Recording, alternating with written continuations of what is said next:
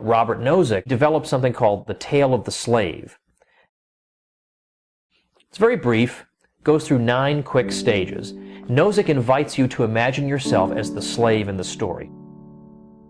Stage 1 is that you are indeed a slave subject to a brutal master who forces you to work for him and who beats you arbitrarily.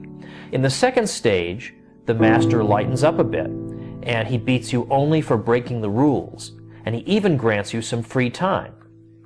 In the third stage, we add the additional dimension that you are one of a group of slaves subject to this master. And this master, based on principles that are acceptable to all of you, decides how goods will be allocated among you. In the fourth stage, you even get some time off. You have to work for the master for only 3 days per week. The other 4 days are your own. In stage 5, you even get to work wherever you want, but you have to remit to the master 3/7 of your wages to correspond to the 3 days out of 7 that you once worked for him. He also retains the right to recall you into service in emergencies and to increase at any time the fraction of your wages to which he lays claim.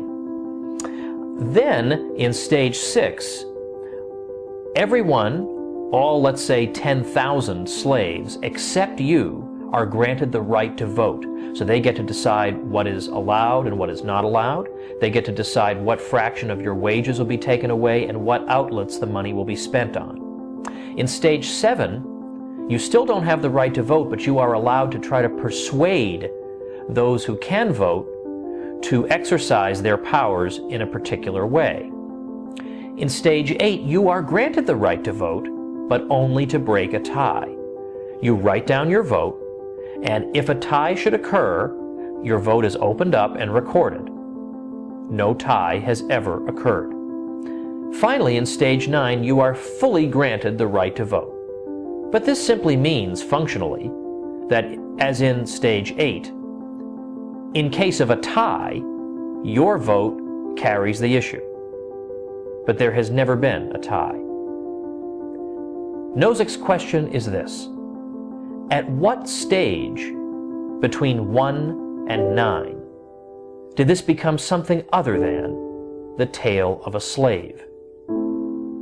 That's the kind of mind-blowing question that makes you rethink everything you've been taught about taxation and society, government. It's the kind of thing that makes you skeptical of government propaganda from that moment on. And that's precisely why Nozick's question is never asked.